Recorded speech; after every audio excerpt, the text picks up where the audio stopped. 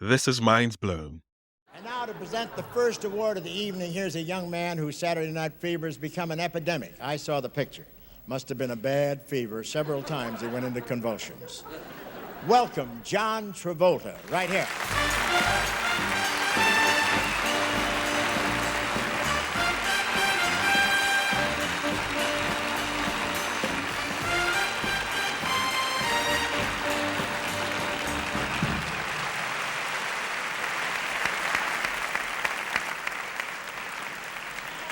Hi. Thank you. I'm very proud to be part of this 50th anniversary and to get the evening started. Those who have won the nominations for Outstanding Performance by an Actress in a Supporting Role are Leslie Brown in The Turning Point, Quinn Cummings in The Goodbye Girl, Melinda Dillon in Close Encounters of the Third Kind, Vanessa Redgrave in Julia, Tuesday Weld in Looking for Mr. Goodbar,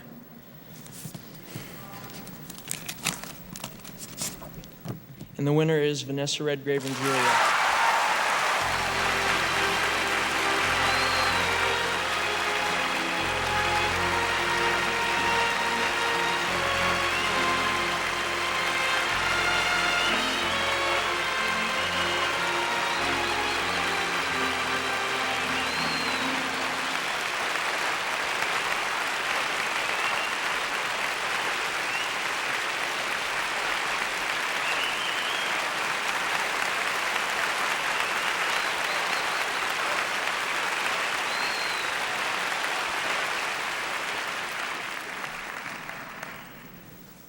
My dear colleagues, I thank you very, very much for this tribute to my work. I think that Jane Fonda and I have done the best work of our lives. And I think this was in part due to our director, Fred Zinnemann.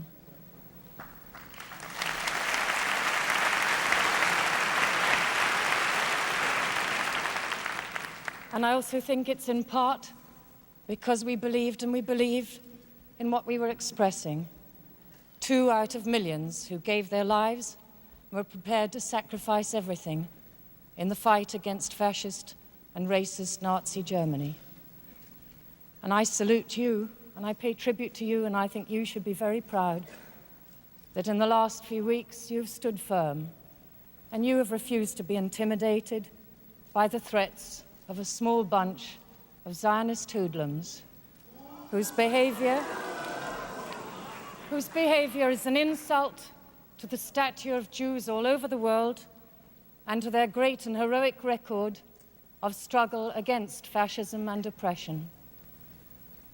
And I salute that record, and I salute all of you for having stood firm and dealt a final blow against that period when Nixon and McCarthy launched a worldwide witch hunt against those who tried to express in their lives and their work the truth that they believed in.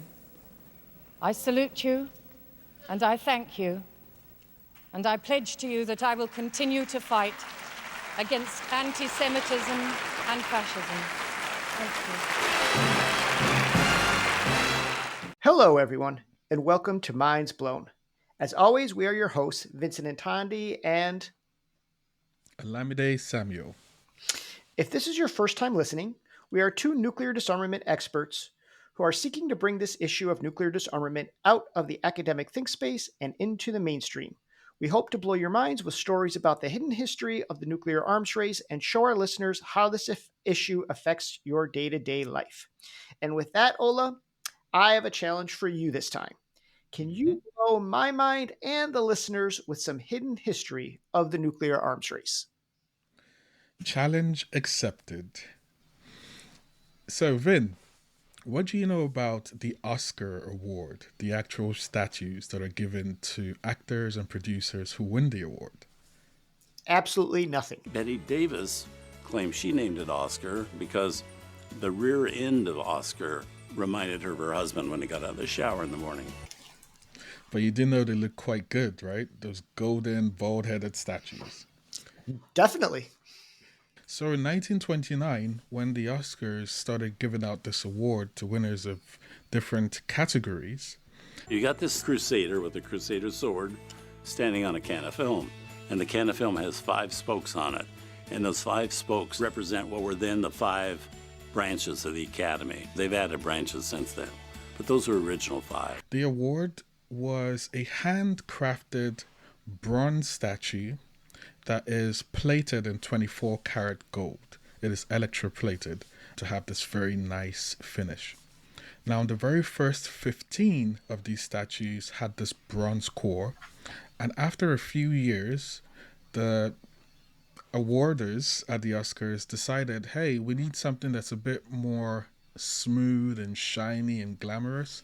And so after the first 15 statues, they actually changed the cores that they used for the statues to a metal called Britannia metal, which is a mixture of tin, a little bit of copper, and some steel materials. But essentially, they swapped out these bronze cores for Britannia metal so the statues could be much more shiny and smooth.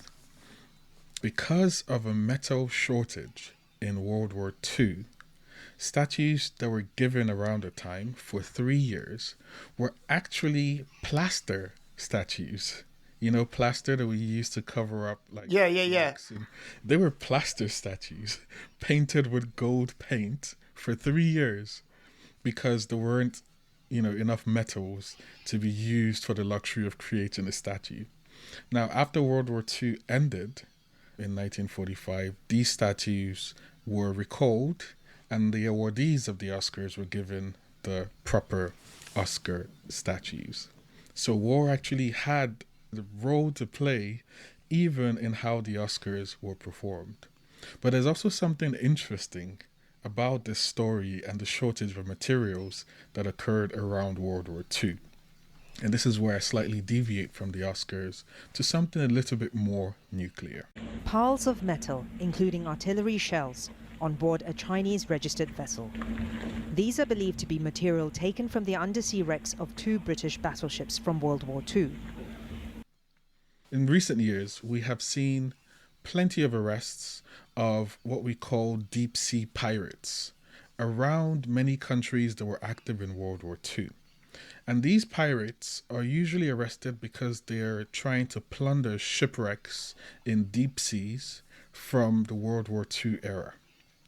Now, why would anybody go through such an effort, get divers, get a ship, and dive to the bottom of the oceans just to salvage scrap metal when we have steel that is so cheap and so abundant? The wrecks are considered war graves. Divers say the HMS Repulse is more accessible as it lies in shallower waters, but it has deteriorated in the last few years. Damage to the hull of the wreck, where it looks like somebody has started pulling away sheets of metal. Well, the interesting thing is that every piece of steel that was made before the detonation of the Trinity tests and all the numerous nuclear tests that happened before, every piece of steel that was made before that is special. Pre-war steel, as it's known, is used to manufacture sensitive equipment. Because after the very first nuclear test in the world, we had a radioactive contamination of the air we breathe. Now, it's not something alarming that makes us, want to wear masks or something that will kill us much quicker, but it does have an effect on the steel that we produce and every piece of steel that's been produced since the end of the Second World War. And this is because most steel is made by blowing large quantities of air or pure oxygen into molten pig iron. Now, this iron doesn't contain any pigs, but it does contain impurities, right? So to create steel, we have to blow large quantities of air into pig iron so that they can remove these impurities and make a metal that is stronger. And this is what we, consider to be steel. But since the start of atmospheric nuclear tests, all of the air we have has been contaminated by radioactive isotopes like cobalt-60. And as a result, most steel that has been made after these nuclear tests becomes infused with radioactive particles from the air. the reason these pirates go through these lands to get scrap metal from the bottom of the sea is that most of the war fighting ships were actually made of steel in World War II. And these ships, because they've been sunk under the seas, have been protected from radioactive contamination. And so that steel that they're salvaging is actually very, very valuable. Some say even more valuable than the gold and the bronze that's used in the Oscar statue, because that steel is the only kind of steel that you can use to create certain devices like Geiger counters, which need to have steel that's uncontaminated to be able to sense radioactive contamination. Other technologies like those radioactive therapy machines for cancer patients, very sensitive technologies require this, what we call low background steel. Now, in recent years, we have found that since the end of atmospheric nuclear testing, atmospheric quantities of radioactive isotopes in the air have returned to almost zero.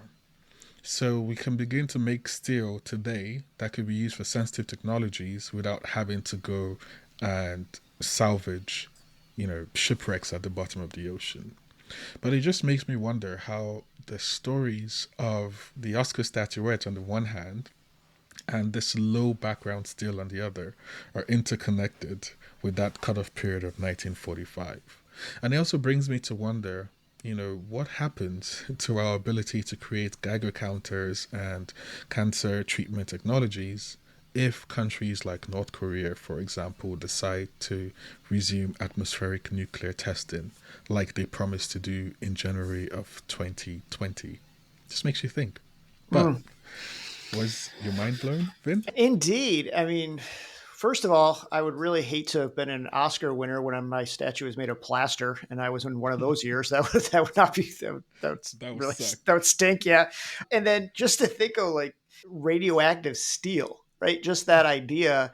And when we are talking about how this issue affects us in our day to day lives, you know, we talk about now we have it's routine when you buy a house to have a check of lead paint, for example, right? Mm.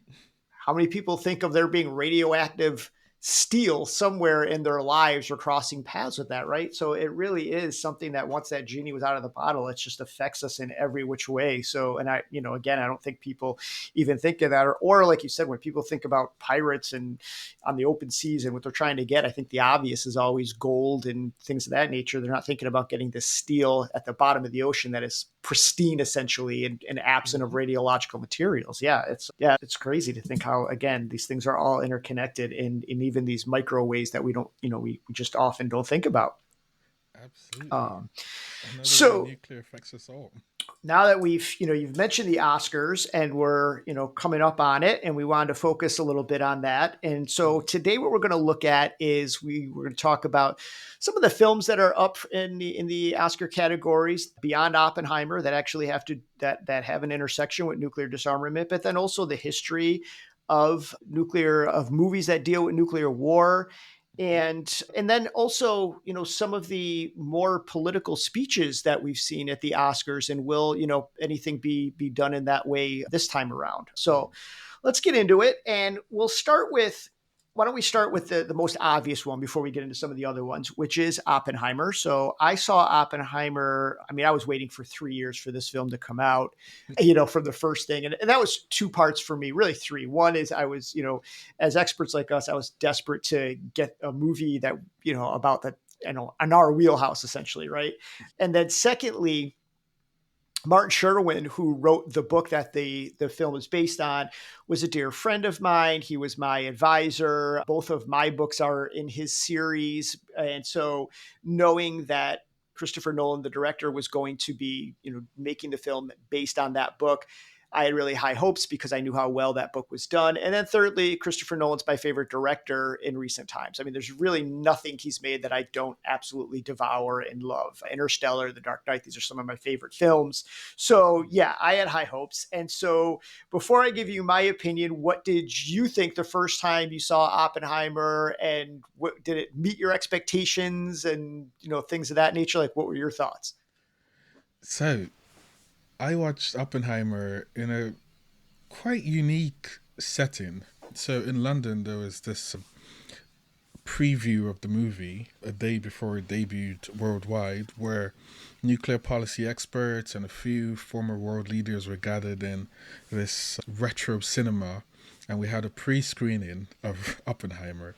So it was a very nuke wonky event, but it was, I'm gonna say, kind of nice to have like a preview, even if it was just 24 hours to a Sure. blockbuster movie, right? And I am a big fan of Nolan's work. Unlike most people, I drone on and on about Tenet, for example.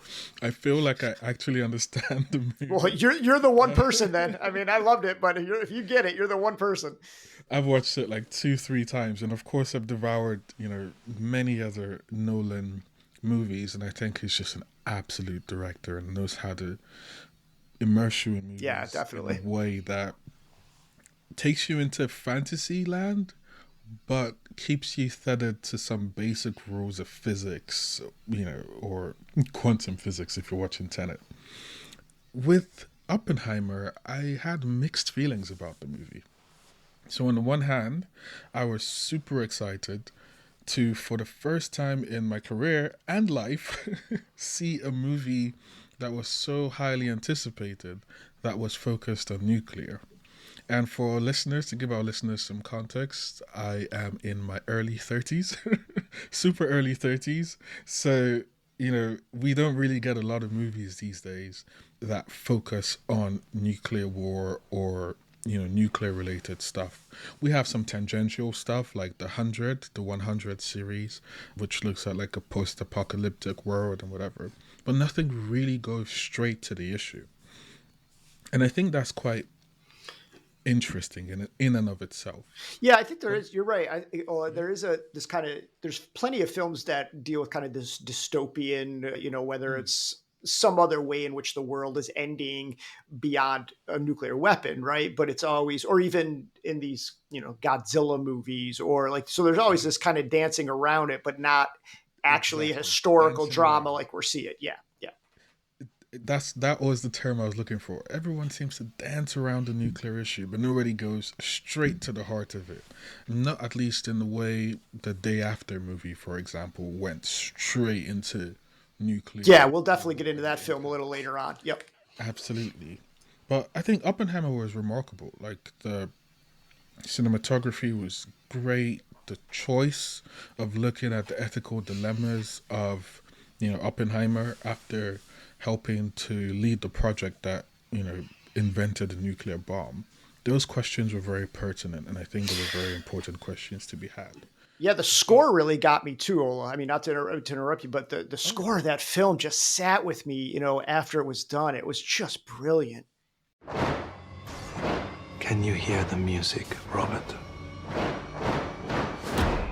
Yes, I can.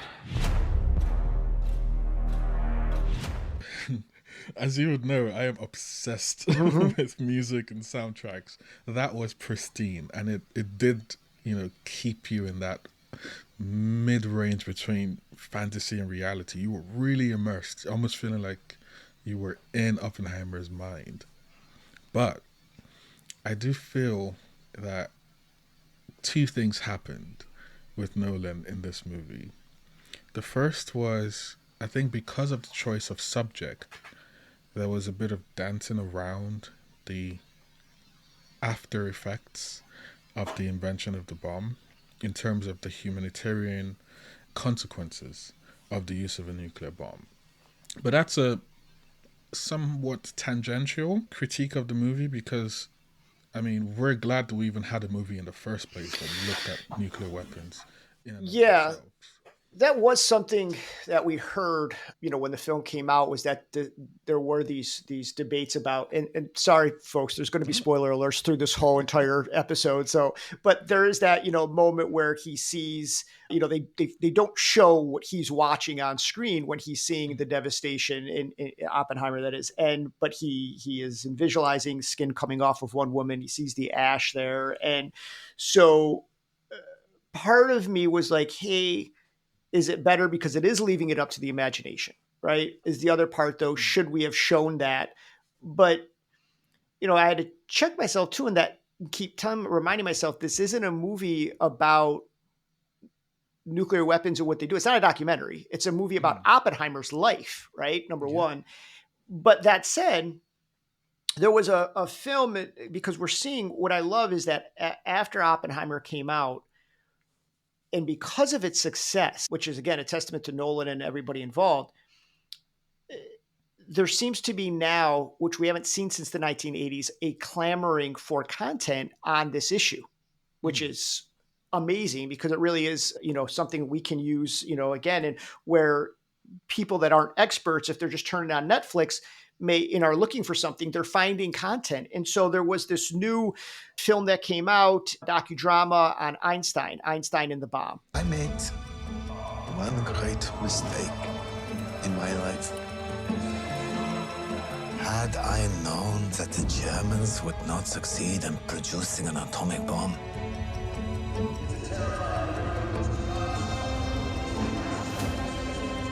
I would not have taken part in opening that Pandora's box. And a lot of folks are saying that is really the companion to the Oppenheimer film, because in that film, they do show a lot of the things as far as what happened to the atomic bomb survivors in a way they didn't show in the film. So it's a nice thing if you're like, okay, I watched this film, Oppenheimer, but now I want more. And I think that film was really well done. And now we just found out in another week or two, we got yet another docuseries coming out, which I believe is called Turning Point. And that is going to be about if I'm correct. Am I correct on that? Is that the name? I think so. I'm going to double check my notes. Yeah, I think it's called Turning Point, and it's titled the atomic bomb, or the bomb in the Cold War. And it looks like it's going to be different, parts all about the nuclear arms race again. And again, this was not something people were wanting to watch. And now I really give a lot of credit to Oppenheimer, the success of the film, for now saying to put folks over at Netflix and others, say there's a need for this. Maybe we should capitalize on this and make more. And that can only help as long as, the story is being done, being told correctly. So yeah. What else you said there were two things that you were kind of hung up on with. What was the second one? Absolutely. Director's note. The movie was called Turning Point, the bomb in the Cold War. So the second thing, and this relates to something you've said, which is, as long as we tell the story correctly. Now, we want to ensure that, or as nuclear policy advocates, as nuclear academics, we want to ensure that the stories being told about the bomb are truthful to the bomb's nature, to the humanitarian impacts, to the environmental impacts, and also to the sort of risks that we deal with in terms of nuclear deterrence in today's world, in terms of the risks of escalation and conflict. The second critique of Oppenheimer, or Nolan's depiction of Oppenheimer's story, isn't necessarily a critique of Nolan himself, but is actually a critique of the nuclear policy industry. Because Oppenheimer stood out to me as being very different from all of the other movies Nolan has produced before, including Interstellar, which had significant scientific and technical research behind it. Oppenheimer stood out because I felt a bit of fear, director's fear. I could sense that Nolan was scared to tell the story as creatively as he would have liked, because I felt like there was pressure on this movie project to get every single micro detail right. Which is impossible, right? Exactly. And get every micro detail included. Again, impossible. And that, for me, I think, kind of reflects the nature of nuclear policy and nuclear politics, where quote-unquote ordinary people are not allowed to have an opinion on nuclear war or the prospects of nuclear war, going all the way up to blockbuster directors trying to tell a story about the bomb. Even with the amount of detail and care that you could clearly see being put into Oppenheimer in terms of getting historical details correctly, there was still some significant criticism from the nuclear policy community about oh, you didn't get this person's statement right, or oh, you Right. didn't emphasize on this other person's perspective. And I'm like, oh my God, we are stepping away from the significance of this movie actually telling Yeah, the nuclear yeah. story and picking holes in it. You Yeah, know? it drove me crazy, the response in our field. I was so, again, overjoyed that we were getting this film. And I was trying to, I've watched it a couple of times as a historian. I've watched it as just liking films, etc. But I also kept thinking, if somebody was watching this who knows nothing about this, like hopefully listeners, that they're just coming to this because it's a big budget film. They want to learn more about it. How do they walk away with how do they walk away with it? And to me, it's very easy for us in a general sense, especially with social media, to criticize art. But my philosophy has always been, and not to say that art isn't above criticism, but it's a lot easier to criticize art than to create it. And so my thing has been, if you don't like Nolan's interpretation of Oppenheimer, then make your own. The only way to get the story complete is to create more art, surround it, right? But it's not a documentary, and so it's Martin Sherwin and Kai Bird, the authors of the original book. It's their interpretation of Oppenheimer's life, and Nolan is doing his interpretation of their interpretation, right, of his life. And you're going to have, whether in any biopic, especially of these historical figures, there's only so much you can put in 2 to 3 hours. You may have to use composite characters, right? You may have to, not include certain things, which we'll talk about with Maestro and some of the other films. And to me, that's okay because, again, it's not a documentary. Like, you can't just watch a film and be like, well, now I know Oppenheimer's life. No, if you want to know more, then you need to read more and watch other documentaries and kind of put it together. So what irritated me, I guess, and we've joked around about when one of us is about to kind of go off on this and have that rant button, right? That, but this to me is one of them because I was so disappointed because when it came out, I thought this was a real moment for folks like us to reach folks that, again, hopefully listeners that are not, experts in this field, to learn more and fill in the gaps. And what happened is I saw in so many instances just an open criticism of what Nolan didn't put in there, and more for, okay, there's a movie about nuclear weapons, so I'm going to write my think piece. That's going to get me clicks, and I'm going to use it for my own profile instead of really trying to educate people, right? So when it got so bad that I was seeing people on social media and people even within our field saying, well, this film focuses too much on a white man. He can't control Oppenheimer what his race is, right? Or I saw, comments that said the film focuses too much on Oppenheimer. It's literally thank you. It's not literally. It's his life, right? It's not a film about the dropping of the bomb. So to me, it's like it's just talk about minds blown, right? And somebody that focuses so much of my research and my passion and my time on the intersection of race and nuclear weapons. Of course, I was keeping a keen eye on this issue. But, when folks were saying, well, it didn't show enough of, Native Americans who were injured, or Mexican Americans or African Americans that were working in nuclear bomb making plants in, say, Hanford. True. But the film wasn't based in Hanford. It was in Los Alamos. So of course it wasn't going to be in there. Or when Nolan, or when there's that part where they just barely mention Native Americans that were, indigenous folks that were going to be in passing. But that's actually how they thought. That just shows you how so many of the white men thought. They didn't care about them, right? So it's actually accurate. Point. Yes. The point I really want to emphasize, it's like, yes, Oppenheimer was white. And yes, he didn't pay attention to Native Americans in Los Alamos. And yes, he didn't, care about the race of people who were at different stages of the nuclear operation, because that is a reflection of the United States at that time.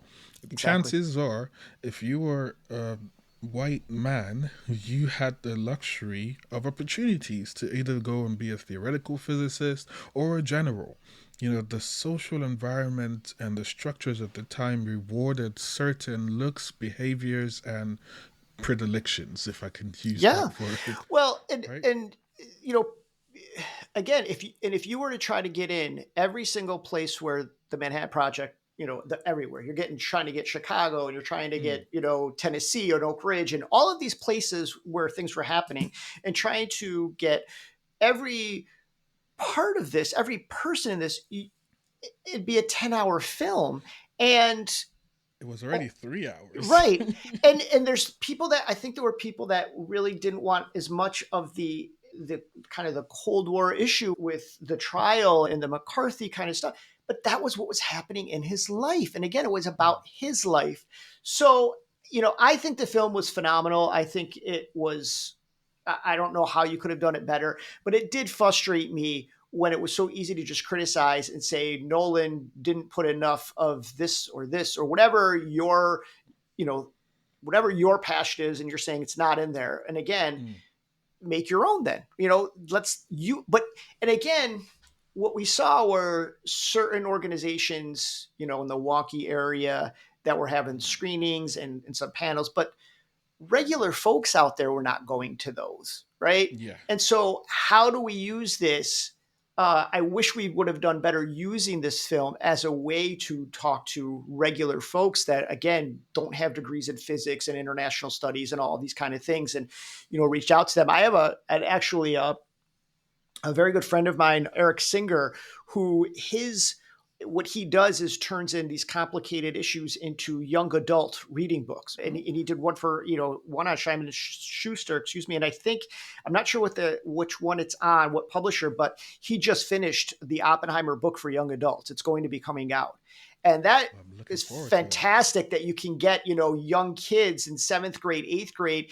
They're not going to read a tomb of a book, but if they can digest, that's going to be even better. So, and again, I credit that with the resurgence of the movie helping on that.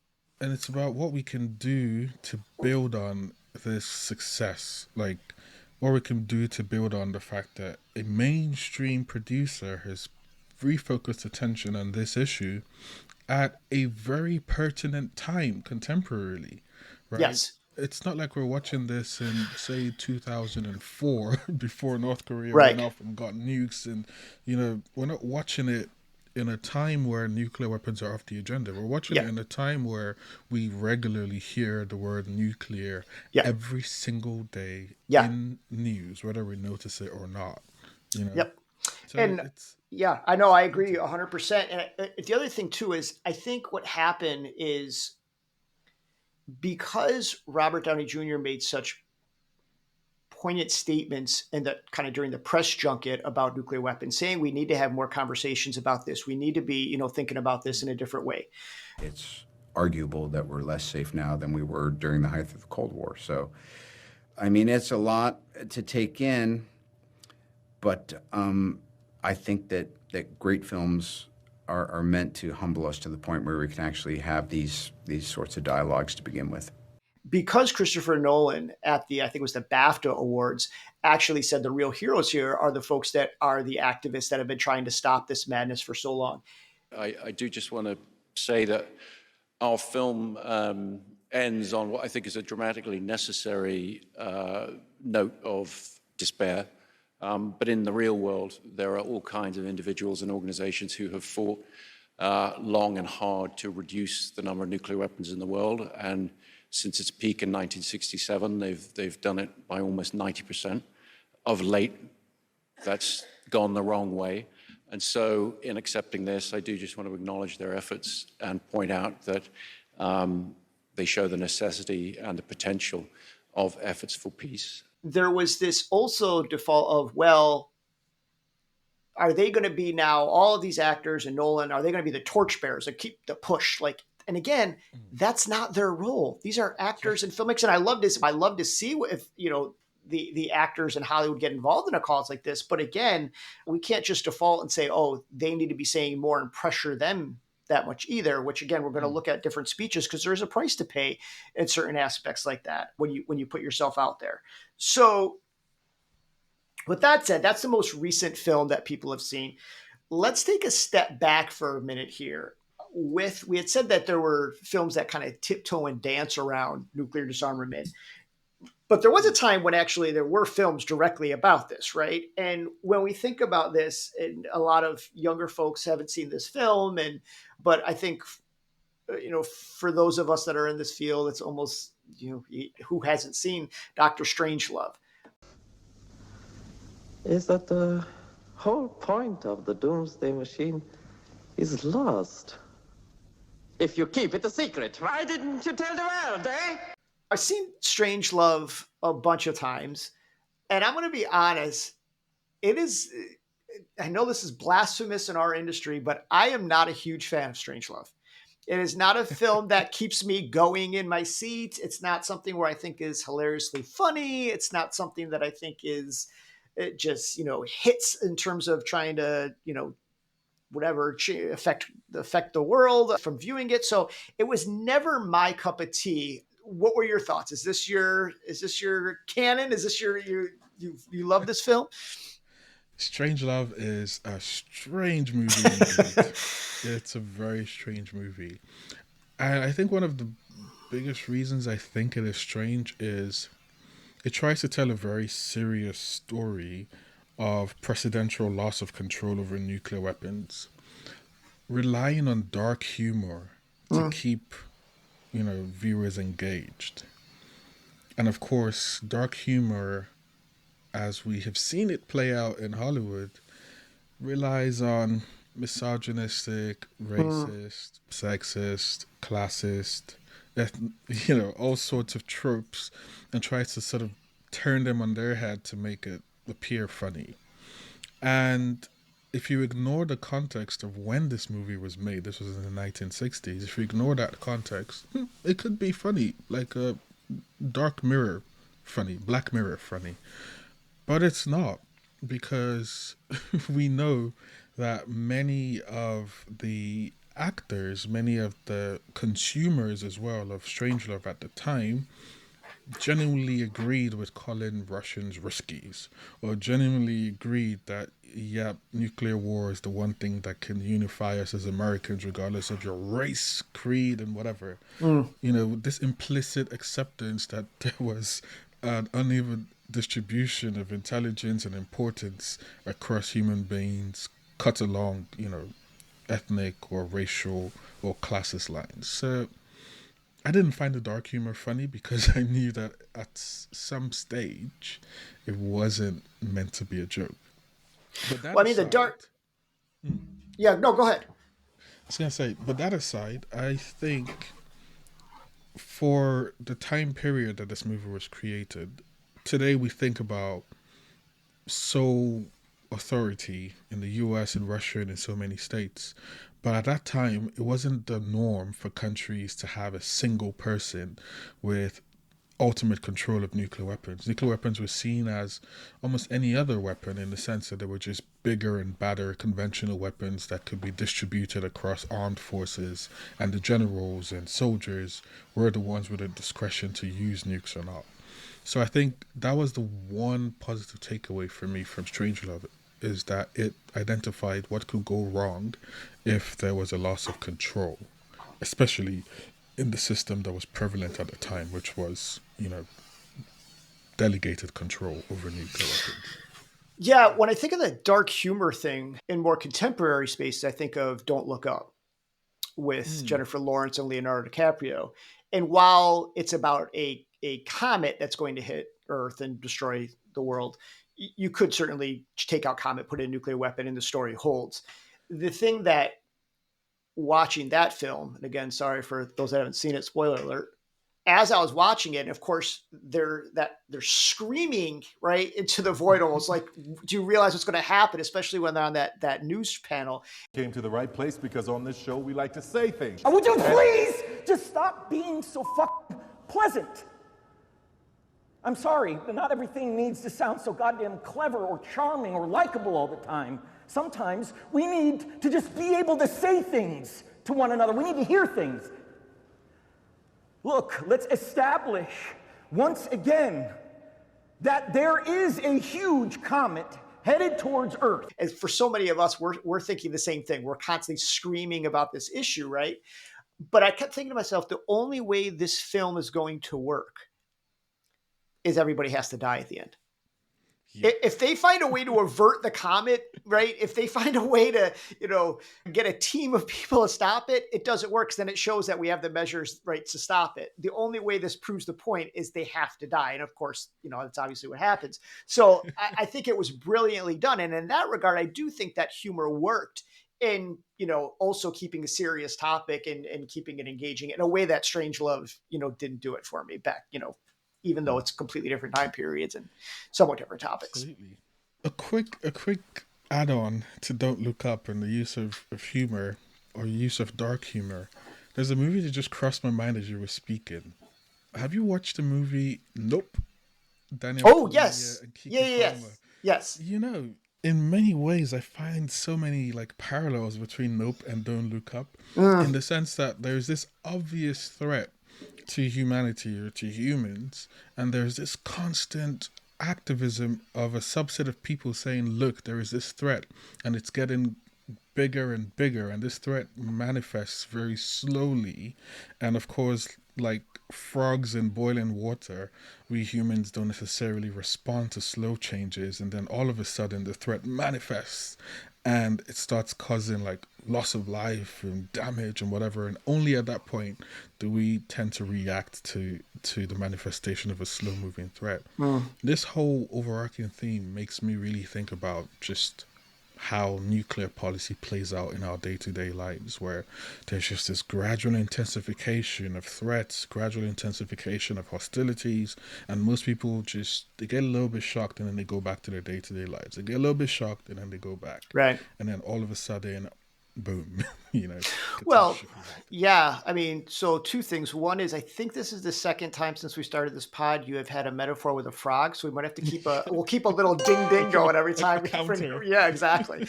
The second thing is, we talked about this before, that when you have people that are trying to put food on the table, pay student loans, not get killed by the cops on the way to school, trying to stop climate change, they have a sick parent, all of these things, and then say, oh, by the way, try to eliminate nuclear weapons too. I get why people would be like, yeah, I just, it's too much. I'm just going to divorce myself from all of it. I get it. So there's been other films, of course, China Syndrome, On the Beach, Fail Safe. But one I know that we both have seen and talked about, and we can talk about now more, is with Matthew Broderick, which is War Games. And Ellie Sheedy, I think, is in it as well. Shall we play a game? Oh. I think I missed him. Yeah, weird, isn't it? Yeah. Love to. How about global thermonuclear war? Wouldn't you prefer a good game of chess? Later, let's play global thermonuclear war. Fine. And that always gets me watching it now with the technology of video games from back then to now, like how different it is and those kind of things. But so what did you kind of rewatching it for this pod? What stood out to you? War Games was a fantastic movie, I would say. I watched War Games for the first time yesterday. Oh, it's first time watching it. Okay. First time ever. So, after thoroughly enjoying the fact that I was watching a movie from 1983 that was played in 1983 and not a movie from 2022 trying to replicate 1983, after, obviously enjoying that, I had a deeper think about how much work goes into even trying to depict a nuclear threat from producers, from writers, given the obvious barriers to information they face. How do they design a war room? How do they design, strategies for nuclear use and retaliation? How do they understand these things? It takes a lot of research and a lot of goddamn work just to get the story even half right in the first place. And then to add in a variable such as, sentient artificial intelligence, and to include it in a way that is somewhat realistic was very impressive for me. And what I say by including AI in a way that is somewhat realistic is, in war games, they didn't intend for the artificial intelligence to have control over the bomb or to make the decision to go to war or not. They just intended for the AI to make the process between the president authorizing the strike and the actual launching of the weapons quicker and also more predictable. Because, of course, there were officers who, given the command to launch a nuke, had second doubts, and about 22% of them in the movie didn't launch the nuke as instructed. And so AI was just meant to remove that uncertainty. The president says launch, and the AI launches. And that was it.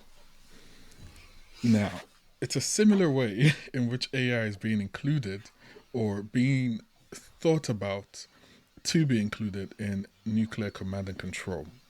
In the sense that nobody is thinking of AI as having the ultimate decision to use a nuclear weapon or not in today's world. We're thinking of AI to carry out the burdensome tasks of filtering out sensory data, so the data we get from like satellites or from like radars.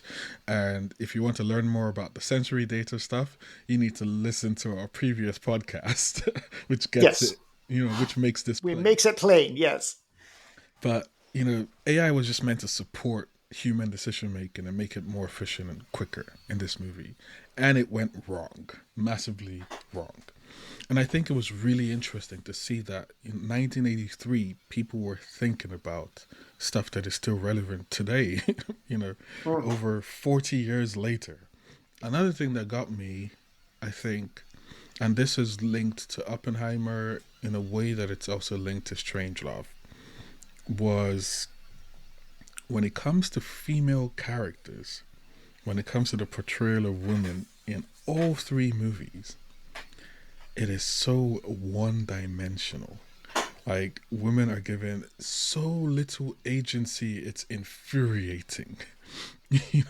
So absolutely in The Day After. Oh, we haven't. Yeah, we'll get to The Day After.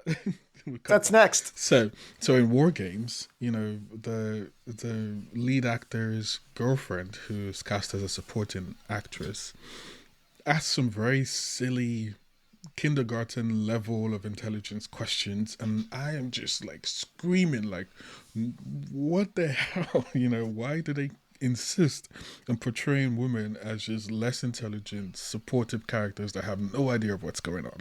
But I think this is a rant and it's tangential, but that's something that I definitely wanted to flag up, that is a consistent theme in many of these movies and something that should change.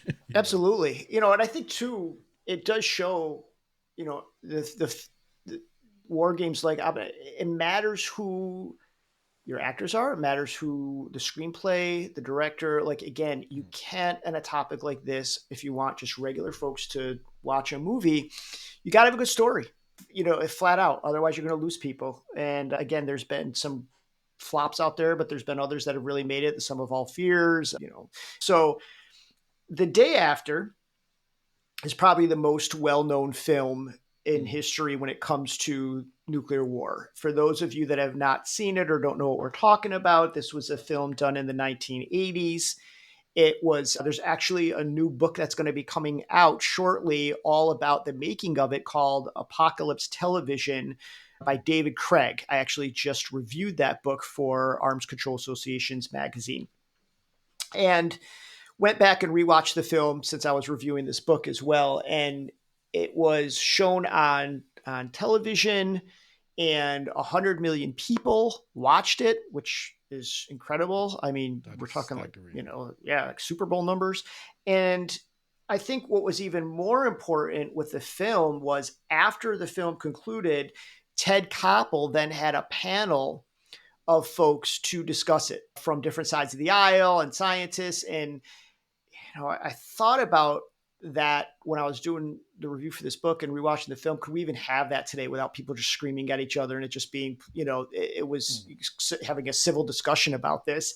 And yeah, that film really shook a lot of people because it was at the, in many ways the height of the Cold War in the 80s. And for the first time, people were seeing what was really going to happen if there was a nuclear war. And in this particular film, it takes place in Lawrence, Kansas, that we did touch upon in our very first episode. So for you going back and watching it, or for the first time watching it, what were some of the things that stood out to you? So I'm going to confess and say I watched the day after yesterday. So you the very first time binge watch these films for our pod. All right. Full disclosure. Full disclosure. And I think that was a very worthwhile exercise in itself, right? As we started this episode saying, I'm used to movies made in the 2010s and 2020s. I'm used to this is an actual word, so it doesn't have to be censored out. I'm used to the pussyfooting around the nuclear issue. I'm used to the censorship because it almost seems like Hollywood has this idea that regular folks watching movies don't want to be exposed to the horrors of the realities they live in. The Day After takes the complete opposite. Now, what was remarkable for me, and actually kind of draws parallels with the movie from 2022, Nope. What was remarkable for me was that The Day After really focused on the daily lives of different people situated around Lawrence, Kansas. It really just focused on them and their daily struggles and their daily anxieties, and the nuclear threat was just ever increasing in the background, just in the little radio tucked in the corner, or as little flashes on a TV screen momentarily that interrupts kids watching cartoons. And I think that was extremely important because this is exactly how most people consume nuclear threats today. You consume it via some sort of interruption. Probably you're on the tube and you sit beside a newspaper that was left before that has nuclear on it. People don't actively get exposed to the nuclear threats the way they are in the world today. And this was accurately portrayed in The Day After. Second biggest thing that got me in this movie was the commitment to writing out what the world looks like immediately and after a nuclear use. We saw how insane and chaotic the hospitals were, because the reality is, after a nuclear use, hospitals are practically useless. There was no communication lines. There was people shocked, confused, having no idea of what radioactivity does to them. Just that utter mix of chaos and carnage was really, really thought out, because it's kind of what is going to happen in a nuclear use in any situation. Most people aren't paying attention to the escalating threats from Russia today, for example. 95% of the world, if a nuclear weapon were to be used, will experience it as a last-minute shock. They probably wouldn't even have the time to get a warning on a radio or something. It will just happen. And that shock and that disruption of day-to-day life, I think, was so important, because it just shows how these things can happen and how nobody's prepared for it except for the experts who were screaming into the void but not being listened to. Yeah, I mean, one thing going back and looking at it, so this film came out in 1983, and one thing that you see is after the film, people were so shook watching this that a lot of the things I was hoping would happen with Oppenheimer did happen in 83, meaning they had this national televised panel for, again, regular folks to talk about this. They actually created 1-800 hotlines where you could call if you were shook and talk to an expert about this, a counselor. They had, celebrity public service announcements. They had all of these types of things, that kind of a campaign around this of education, which is, again, so important versus just lobbing the film out there and then not having a follow-up. And kind of how, before we move on to some of the other films of the Oscars, one of how things kind of come full circle is that the actress Kristen Stewart came out not too long ago and said, quote, We've grown so accustomed to the looming threat of nuclear annihilation that it barely registers in our daily lives. But when some new crisis or close call startles us out of our slumber, for just a brief moment, we truly grasp the insanity of living on a hair trigger to what could be a real life Armageddon.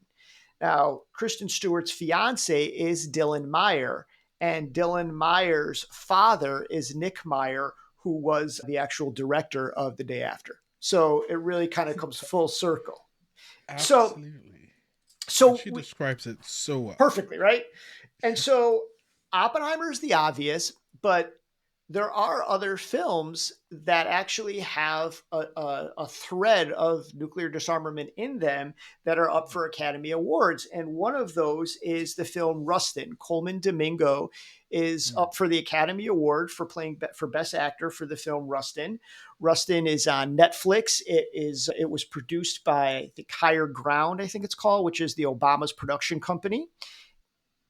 I'm actually going to let you go first because somebody that wrote so much about Rustin and has studied him so much I'm going to let you go first on your thoughts of Rustin and then in the film, and then I'll chime in here. So, Rustin the person and Rustin the movie, I think, were remarkable. It really foregrounded the struggles that Rustin faced, being a non-heterosexual, non-white man in the field of politics and advocacy. The focus on Rustin's organizing and his background role in civil rights was extremely important. Right, we got to see many people for the first time heard the name Rustin watching the movie. Right, most people have never come across this name, but everybody knows Martin Luther King. Right, but even within this portrayal of Rustin, what I found extremely strange was that you could make an entire, almost biopic movie about a character and leave out a significant chunk of his life's work, which was nuclear disarmament advocacy, which actually sparked nuclear disarmament movements in Africa, right? Yeah, in ways that could not have been replicated by anyone else. And that was just skipped over in this movie. That really I mean, again, I don't want to. It's easy to criticize that make more movies about Rustin, which we certainly could use. And I think again, like Oppenheimer, it's very hard to get if it's a biopic his life in a certain amount of time. But this film wasn't a biopic, right? This film was an hour and I think 40 minutes, maybe top. So it wasn't a 3-hour film. And it wasn't about his entire life. It was about strictly his role in the March on Washington, which to me echoed a little bit of where I had a problem with Selma when Selma came out, because I think Selma didn't know whether it was supposed to be a biopic about Dr. King or was it about the March at Selma. And this, I kind of felt the same way. So with this film, and again, it's so difficult, whether it's Spike Lee's interpretation of Malcolm X in that film or now this Rustin film. I think Coleman Domingo was amazing. I think you're right. If the goal was to get folks that have never heard of Byron Rustin to now hear of him and want to learn more, mission accomplished. Absolutely, 1000%. But yeah, there was only one line in the film about his fighting for nuclear disarmament, in which Roy Wilkins, played by Chris Rock, says to him, "I see that you're serving white people by doing that." And Rustin responds with, "I go where I'm needed."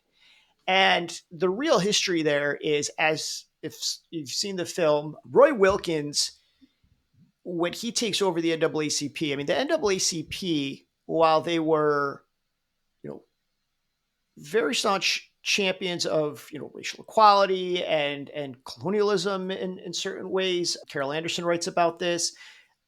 One of the things is when the Truman Doctrine comes out, for those not familiar, this is when President Truman comes out, and way before George Bush ever did it, it was you're either with us or against us.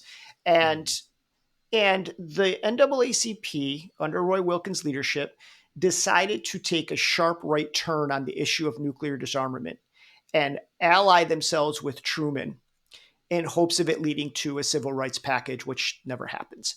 And so Wilkins definitely leans to the right on this issue and was not a fan of Rustin's. And the other person you see in this film, A. Philip Randolph. Randolph seems to be, and A. Philip Randolph was another one of what they called the big six of the civil rights leaders. And A. Philip Randolph actually in real life went kind of back and forth on this issue. At times, he signed petitions for nuclear disarmament. He was championing what Rustin was doing, but at other times, he wasn't and thought the focus should only be on civil rights. And this is something when we talk about Rustin and his role in nuclear disarmament, the most famous thing that we know about him is when he did put a team of activists together from the UK and from Africa and worked with Iranian leader Kwame Nkrumah, to try to stop the French nuclear test in the Sahara. And the fear was when the French wanting to be a nuclear power and announced they're going to test their first nuclear weapon in Africa and the Sahara, what the fallout would do to the cocoa industry. This was right when independence movements were happening with Algeria and Ghana. And Rustin saw how all these things were connecting in the United States and over there and decides to take this action and literally puts his body on the line with other activists and to no avail. Eventually the test does happen. But Rustin later says that this was the most significant nonviolent action he had ever done in his life. So to leave that out is pretty big. And Randolph, A. Philip Randolph, actually at that time did not want him over there. He wrote him letters saying, you need to come back to the United States. Enough of what you're doing in Africa. We need help on the primaries for President Kennedy and the Democrats, and you need to be here, and so on and so forth. One of the last events that Julian Bond, the great civil rights leader who's now passed, one of the last public things he did, I was with him. We spoke on a panel together. And we were speaking about the Civil Rights Act and civil rights movement. And I was speaking first, and somebody in the crowd asked me about the March on Washington, the original March on Washington.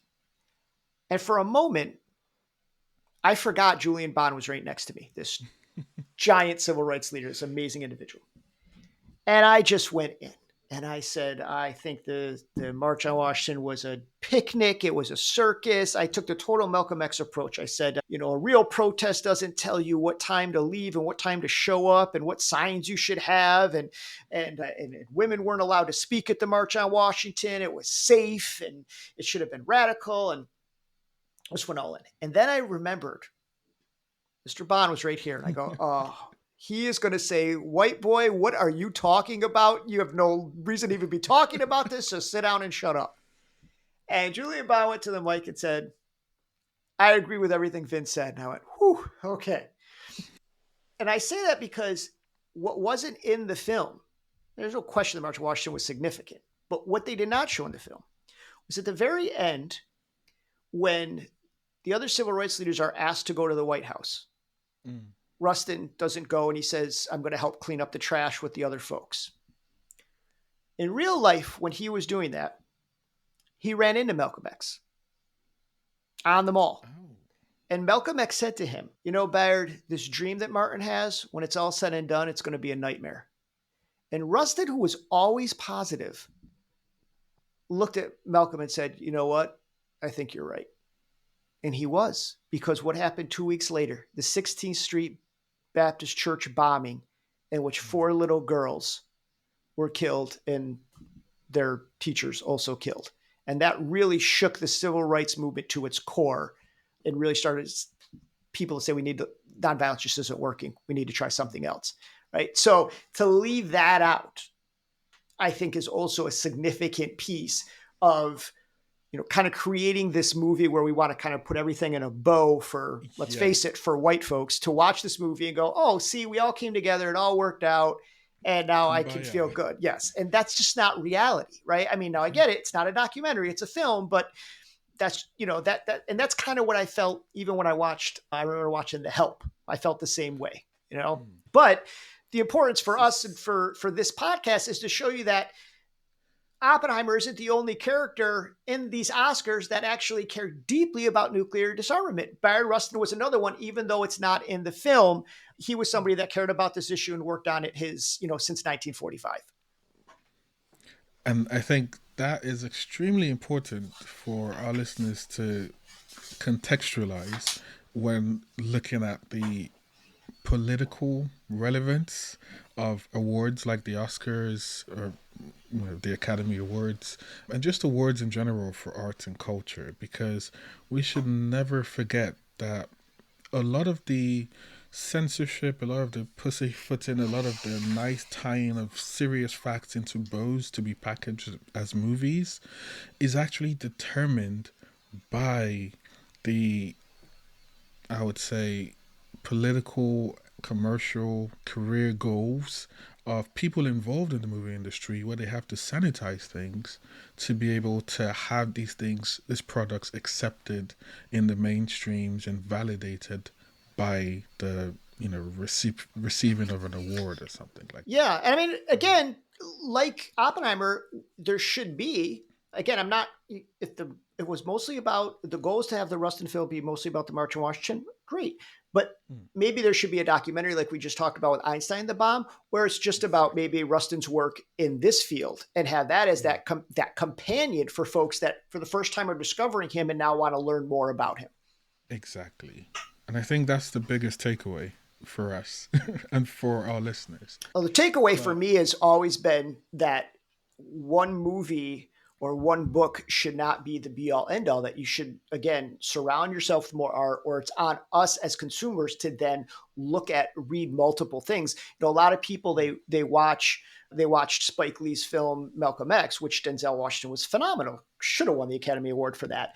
And the film was great, but the film wasn't 100% accurate because, again, there's only so much you can put in a 2 to 3 hour film.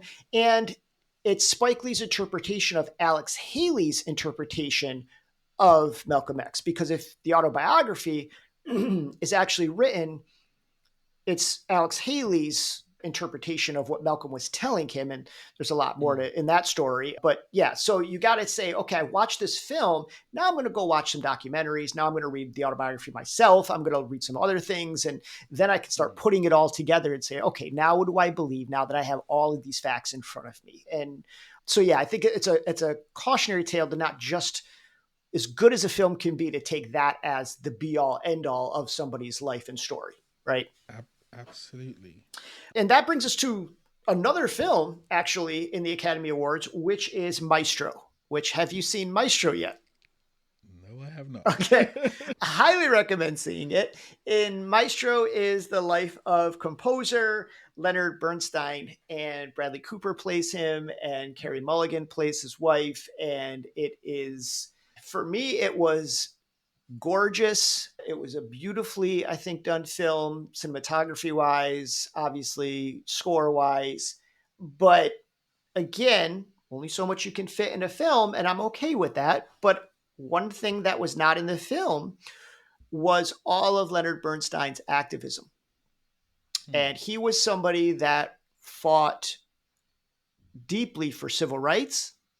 He was somebody who fought for HIV/AIDS, which, in the 1980s was an epidemic and nothing was being done at the White House with President Reagan. And he fought very, very hard for nuclear disarmament. So again, here we have another person. I did some research on him for an article I wrote, and this is something he cared deeply about, spoke about whenever he had the chance. And so, again, we have a film that, for some folks, I hope they're discovering Leonard Bernstein for the first time. And I hope when they go out and research more, they're going to see the effect he had in all these social causes that he championed that just simply couldn't make it in the movie. I get the feeling, apart from Oppenheimer, in the candidate movies for this year's Academy Awards, I get the feeling that nuclear advocacy is the one thing that is somehow being left out. Well, not as a result of a conspiracy, but it just seems like there is an assumption that there's no market to really explore these parts of people's lives. And it goes beyond even film and TV. You know, there's this famous designer in the UK. Her name was Vivienne Westwood, right? Most people know Vivienne Westwood because of her opulent, handbags and accessories and whatnot. But this was also a very significant nuclear disarmament campaigner. This is just a segue to say that we have had some very significant, political, cultural, musical icons that have had serious feelings about nuclear disarmament and have aired these and campaigned for it. And it just somehow doesn't make the cut. Yeah, absolutely. Why? Yeah, historically, celebrities have been involved in this issue. In the 1980s, you had performing artists for nuclear disarmament, and you had actors and actresses, or whether it was musicians, people like Harry Belafonte, whether it was you had people like Shaka Khan or The Last Poets, James Taylor, Jackson Brown, Bruce Springsteen. I mean, go on and on. Even, we've seen a resurgence of Tracy Chapman recently, and she was somebody that routinely played benefit concerts for nuclear disarmament. So, and then that was in the 80s. And if you jump to the Iran nuclear deal, when that was happening during Obama's presidency, you had that campaign that was Morgan Freeman and Matt Damon and others were speaking out to try to get that passed as well. So yeah, I think nuclear disarmament has been on the radar of celebrities, musicians for a long time, really, and since 1945. And we're just seeing more of it now, which is really, whether certain folks want to include in the movies, we are seeing more and more people get involved or want to know more about this issue. And that can only be a good thing. But yeah, I think there is this idea of, well, if Christopher Nolan or Robert Downey or Cillian Murphy, if these folks win Emily Blunt the Academy Award, will they give a speech that touches on nuclear disarmament? But also, will anybody dare to give a statement or a speech on what's happening in Gaza? And that leads us to kind of the next thing we want to talk about, which is the history of political speeches at the Oscars and what can happen when a celebrity, does something like this. So the first one that kind of always gets mentioned, I think partly it's because one of the first real political things that happened there was with Marlon Brando in 1973. So are you familiar with what happened here? No. Just for some context. Yeah. So Marlon Brando, obviously at the time, one of the best actors out there, A Streetcar Named Desire, On the Waterfront, and of course, The Godfather. And when in a little context, Marlon Brando was certainly socially active. He was a supporter of the Black Panther Party. This was, somebody that definitely, leaned left on his politics. And in 1973, Marlon Brando won the Academy Award for Best Actor for The Godfather. And instead of going up there, he actually sends up a 26-year-old Apache Native American woman named Sheen Littlefeather. Accepting the award for Marlon Brando and The Godfather, Miss Shasheen Littlefeather.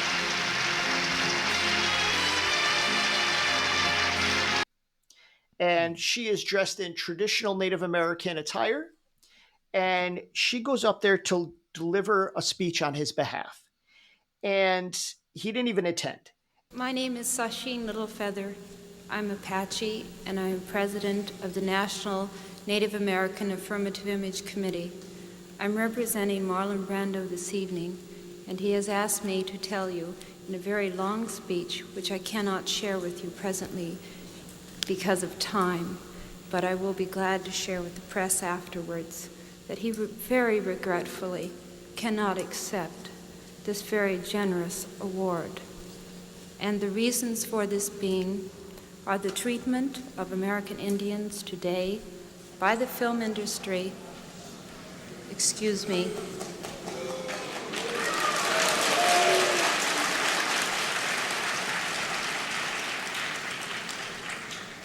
and on television in movie reruns, and also with recent happenings at Wounded Knee.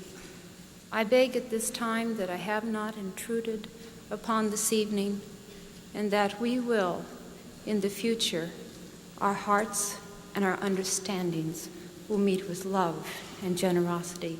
Thank you on behalf of Marlon Brando.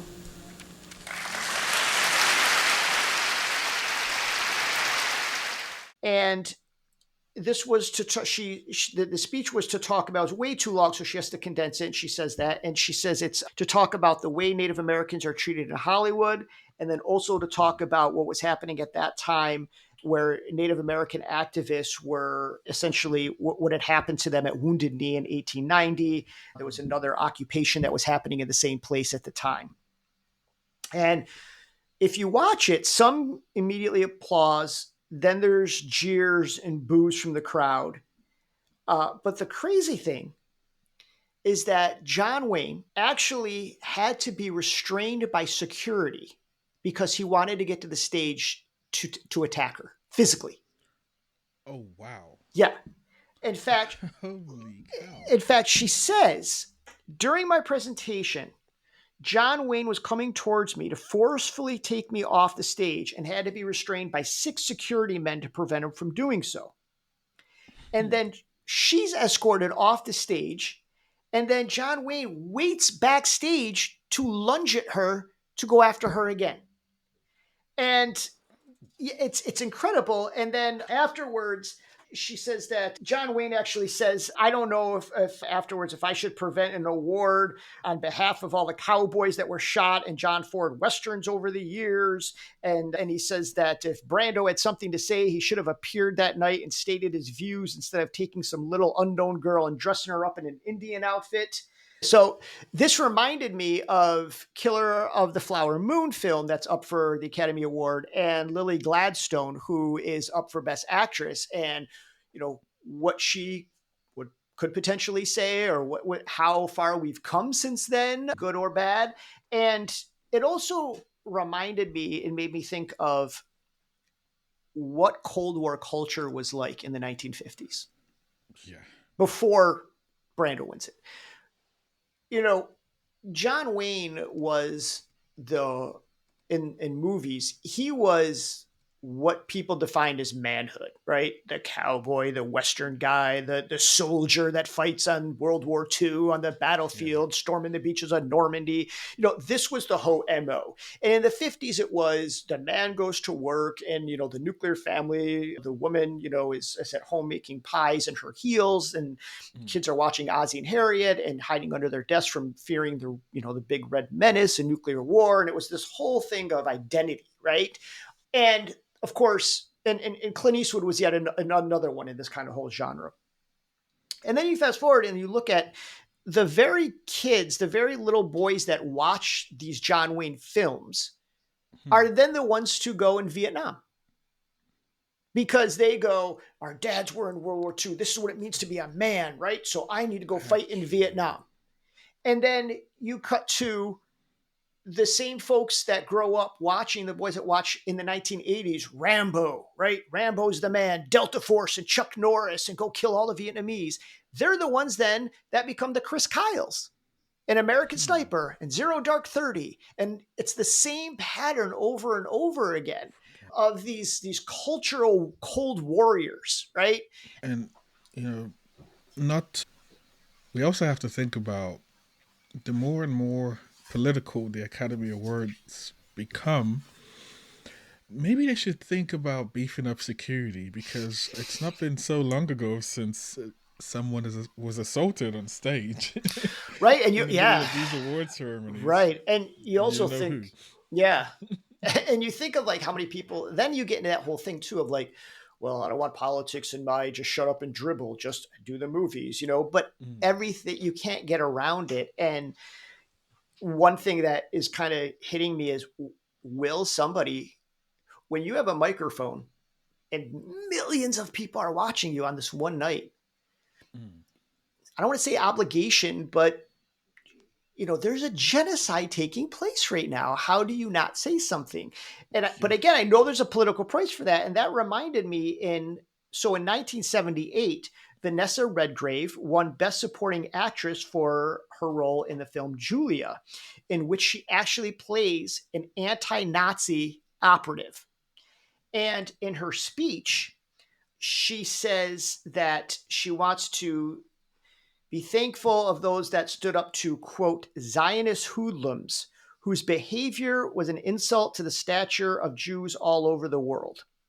And then said that she wanted to make sure that she was promising for her whole life to fight against anti-Semitism and fascism as long as she lives. And this was apparently because she had also done a documentary about Palestine, and a group of anti-Palestinian activists really went all in attacking her for being in this, for doing this. And so when she made this speech at the Oscars, there was just tons of booing and gasps. And so, that's the closest thing to what we're looking at today. And just recently, the Israeli filmmaker Yuval Abraham, he won the best film at the film festival. He won the best prize for the film he did, No Other Land, about Palestine in Germany. And when he went to give his speech, he had a Palestinian man with him who was part of the film, and they stood together and called for a ceasefire. I want to say we are standing in front of you now. Me and Bassel are the same age. I am Israeli, Bassel is Palestinian. And in 2 days, we will go back to a land where we are not equal. I am living under a civilian law, and Bassel is under military law. We live 30 minutes from one another, but I have voting rights, and Bassel is not having voting rights. I'm free to move where I want in this land. Bassel is, like millions of Palestinians, locked in the occupied West Bank. This situation of apartheid between us, this inequality, it has to end. And here's this Jewish man saying that it's becoming apartheid and we must do everything to stop this. And he got destroyed. Boos, death threats, press calling him an anti-Semite. This is a Jewish man just being destroyed for essentially calling for, a better world, humanity, a ceasefire. So there are real consequences for putting yourself out there. And I just wonder what will happen if anybody says anything at this, at the Academy Awards this year. I think it would be quite the explosion if anyone said anything about the genocide taking place.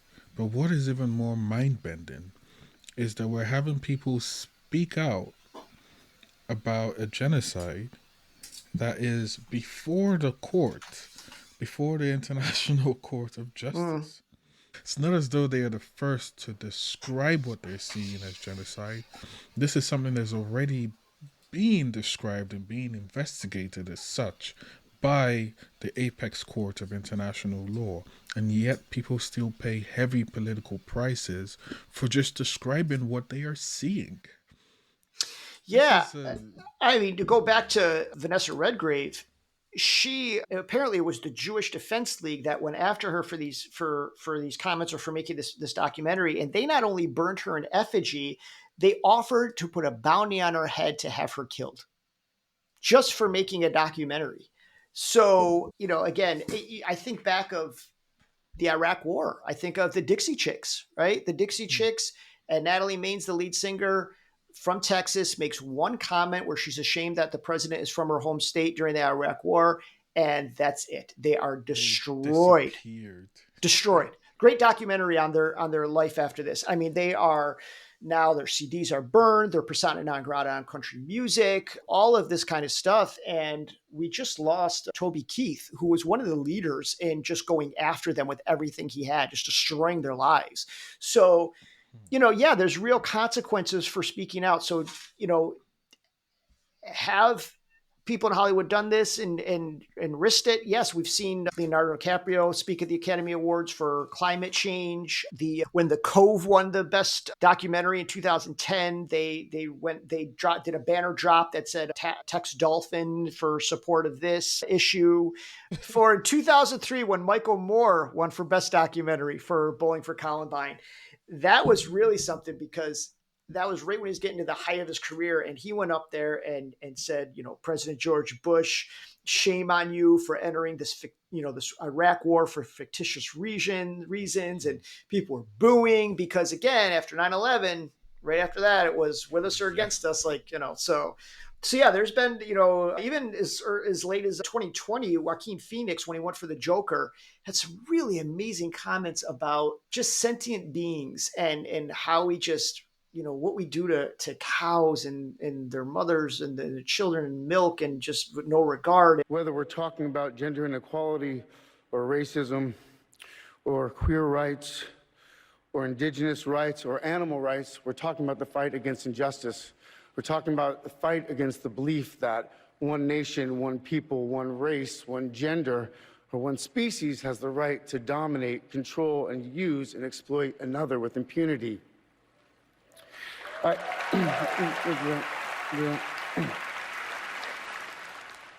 I wonder, too, what's deemed safe, right? Somebody goes up there and says we should eliminate all nuclear weapons. I don't think anybody's going to boo. You go, meh, okay, Oppenheimer. But if somebody goes up there and says the Palestinian people from the river to the sea, yeah. So they're going to need a hell of a lot more security than right. Who needed in 2022. Right. So you wonder what's going to happen at these Academy Awards when we have this long history of political statements and then somewhat backlash. But again, for me, I'm excited because we had Oppenheimer. We've talked about Rustin. We've talked about Bernstein. So I hope that listeners that aren't familiar with them will learn this history as a result of these great films. And now we have documentaries coming out, whether it's the Einstein one or the other one coming out on the Cold War and the bomb. And I hope that this content just keeps growing so that, people, again, are educating themselves about this issue, are inspired, motivated to act. And hopefully with our podcast, we can, again, reach folks who don't really think too much about this and need it broken down in a plain way and realize how it affects them. Again, going all the way back to the beginning of this pod, where watch the steel you're using because it could be radioactive, and how it affects you in your day-to-day life. Is. Yes, exactly. I'm sort of hoping, as a result of Oppenheimer, that this ecosystem of movies focusing on nuclear disarmament blossoms into an ecosystem that can potentially recreate the Day After movie, especially the Day After movie, and set it in a 2024 environment. Because, it doesn't take too much imagination to be able to recreate using modern technology. That's the thing, Ola. When I thought about the Day After being done today, I thought about, with the technology we have today, the CGI, the graphics, that movie would be ridiculous. It'll be remarkable. But also, it's also like that immersion into people's daily lives. I wonder if a new Day After movie could be made following, say, a content creator on Instagram. Right? Just people produce content all the time. People produce content for Shein and for all sorts of designers. And you can imagine what their life is like, produce content all day long, but, scroll past some nuclear stuff in their feed because they follow, Al Jazeera on Instagram, filter through all the news about NATO and Russia and Ukraine and what have you, and then just, recreate a moment of interruption because of a nuclear detonation. Here's the other thing, though. When you watch The Day After, it's incredibly depressing. Obviously, the subject matter, nuclear weapons gone off, and what happens to these survivors in the United States. And so you don't want to minimize it by making, some rosy ending, right? You don't need rosy endings. But yeah, it's not a Hallmark movie, right? But at the same point, it's kind of like that whole thing of, can you organize folks just based on fear alone, or in this case, kind of something really depressing? Do you have to also give them the agency, or that piece to say, okay, I know what has happened. Here's how I can actually change it. So you'd think, like, do you end a film like that in today's day and age with, something like showing the Treaty on the Prohibition of Nuclear Weapons being passed, or, people in the streets? I don't know. But do you show something where somebody can walk away and say, okay, I know two things. One, this cannot happen while I'm alive. I don't want this to happen to my kids, my pets. This can't happen.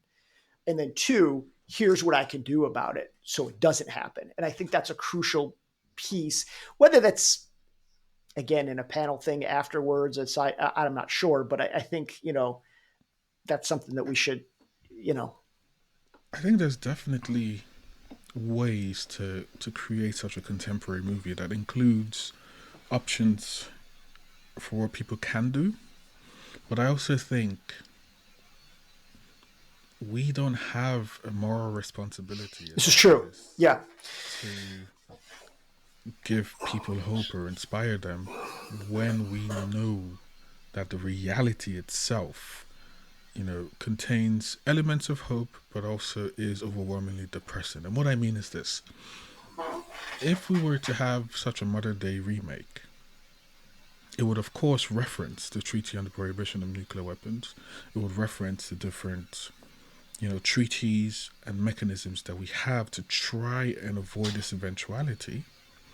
But it would be false if we were to offer people hope on the basis of these treaties and agreements when we live in a reality where the potential users of these nuclear weapons have completely ignored or circumvented these treaties. No, yeah, I think you're 100% right, because if you think about it, some of the most, at least for me, some of the most impactful films do not have this rosy ending or tell me I can go do something, right? I think about, in terms of, when Black Lives Matter happened, there was this kind of rush to just put out anything you can and just slap Black Lives Matter on it, even when it, and it was ridiculous. I saw this David Guetta video on Instagram yesterday where they were like, David Guetta ended racism, and he was just scratching it. Yeah, I remember when the NWA film came out, and I remember seeing the trailer being like, NWA, they changed the world, and I'm in like a positive way, and I'm thinking, like, outside of F the Police, they were the most misogynistic group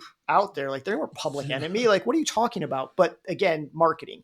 But I say that because one of the films that actually did get it right and was so well done was Fruitvale Station. And Fruitvale Station does not have a happy ending. That's the reality of what happened.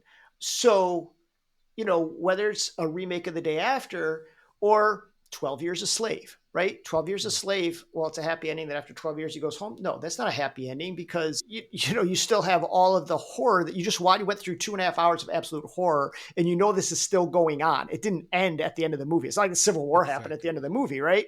So, and it makes you, obviously it was a masterpiece, versus a movie like The Help, where you have Skeeter, Emma Stone, the white girl, being the protagonist, have these almost props around her, sprinkling a little racism and tie it up in a bow at the end. And again, a film clearly made for white people to watch it and go, oh, okay, it's racism's over now. And, there was a good-hearted white person, that's not real, like, in a lot of ways. So I think you're right in that, it may not be that having a movie that does not end. I understand people want to go to the movies to kind of escape and feel good and watch Barbie and things like that, but that's just not every film is going to be that way when we're talking about such serious, subject matter.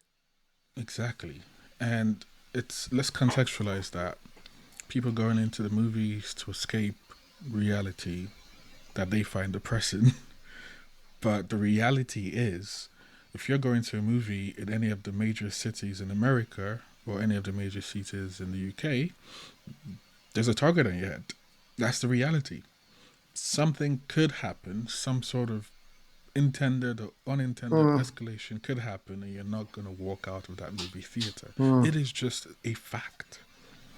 And people are unaware of this. And I think that there's a responsibility here for advocating for filmmakers to educate people on the reality they live in. It's like, you know, there's just this responsibility, right? The fact that people do not know, it's not like they're consciously filtering out these threats. People genuinely do not know about the threats that they live under. Well, and one thing we learned too is that even if a subject matter is really hard and it's serious and it could be depressing, it can be just gut wrenching, whether that's Schindler's List, 12 Years a Slave, a film like Oppenheimer the Day After, if you have good scripts and actors and directors, you can get people to watch, to be engaged, to be hooked in. And again, that's all you can ask for, right? And then hopefully they go on to learn more, or, you know, listen to pods like this or others and you know, be inspired and you know, go from there. So on that note, why don't we call it for today? So we'll see what the Oscars brings in a couple days. There's certainly going to be no shortage of issues to discuss post Oscars, and we'll see if anybody does have the courage to speak out on some of these issues, what the reactions will be. As always, we want to thank Lex International, Jason, and the whole team for making this happen. If you enjoyed this episode, give us a follow or subscribe wherever you get your podcasts. You could follow us on Twitter at minds_blown_pod. or our website, mindsblown.show. So thank you all again for giving us a chance, for listening, and we will be talking to you soon. Bye, everybody. See you next time. I love playing Frisbee with my sons. I love the sound of the waves on the Pacific at sunrise. I love curling up with a good book. I love to see my grandkids smile. But if Congress sabotages the nuclear deal with Iran, we could be denied the very moments that make our lives worth living. Why? Dude, because we'd be dead. Super dead. Like totally fried by a major nuclear bomb dead. I won't be able to play Frisbee with my sons because there won't even be a Frisbee. The Frisbee will be melted. We will be melted. Or worse. Toasted? Yes, Natasha, but most people think toast is delicious. This would not be that kind of toast. It would be like a really dark, unpleasant cloud of death toast. Mind Blown is produced by Jackson Street Collective and made possible by Lex International.